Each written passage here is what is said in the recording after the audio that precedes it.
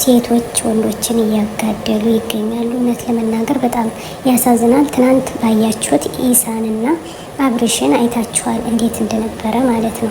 አብርሽ ወደ ቤት ሄድ እያለ ሲል እሷ ደግሞ አገባህን በማለት ድምጧን አሰምታለች።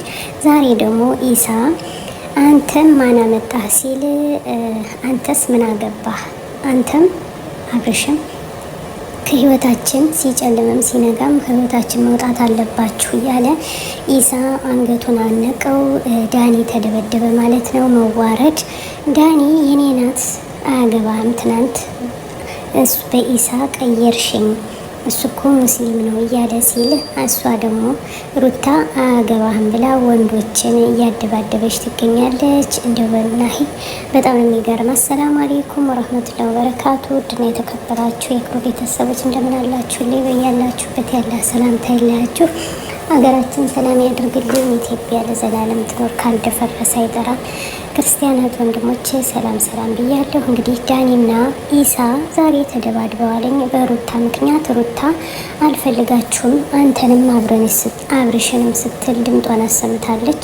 ሩታ ወደ አቅልሽ ተመለሽ የምትሉ ሸር ላይክ እያረጉ ቤተሰብ እውነት ለመናገር ሩታ ተመለሽ ወደ ራስሽ፣ ወንዶችን ሲጨልም ሲነጋ እያደባደበች እያጋደለቻቸው ትገኛለች ማለት ነው። በጣም ነው እኛ ልባችን የከፋ። እንግዲህ ወንድ ለወንድ አብርሽን አልተናካም። ትናንት እኔም አታለሁ ሲያንገራግረው ነበር፣ ግን አልነካውም። ዛሬ ግን ዳኒ አሳያለሁ ብሎ ዳኒ እጁን ሲዘርር ኢሳ አንስቶ እሱንም ዘርሯል እጁን ማለት ነው። ሁለቶችም እየተደባደቡ ይገኛሉ። ይህ ሁሉ ያደረገችው ይህ ሁሉ የሚደባደቡት በማን ነው? በሩታ ምክንያት ነው። እና ሴት ያመጣው በላ አይበርድም ሲባል ሰምተን እናውቃለን። አዎ ከምር ምን አይነት ጊዜ ነው የደረስን እንዴ? ወንድና ሴት እንደዚህ እሷስ ለምን ማተባለኝ እንግዲህ እስትንከተላት ድረስ ማለት ነው።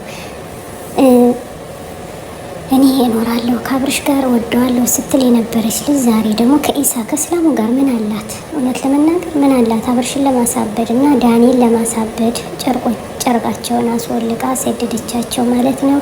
አሁን አብርሽም አብዷል፣ ዳኒም በጣም አብዷል።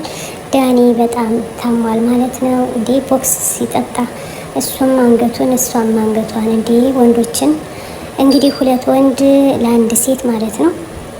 ሶስተኛ ኢሳ ገብቷልኝ፣ ካልደፈረሰ አይጠራም። አንተም ደውለ ነው ሩታ ማናገር ያለበት። ሁለታችሁም እንዳላያችሁ የመጣችሁለት የደወላችሁለት ነግሬያችኋለሁ ሲል ኢሳ ድምጡን አሰምቷል። ሸር ላይ ካርጎ ዘሩ ቀለጠ ደፈረሰ ነገር አነዳዒ ቢኢማኒ ዐለል ኢስላም ረባኒ ሰኡዕሊ ራየቲ ደውመን ሰኡዕሊ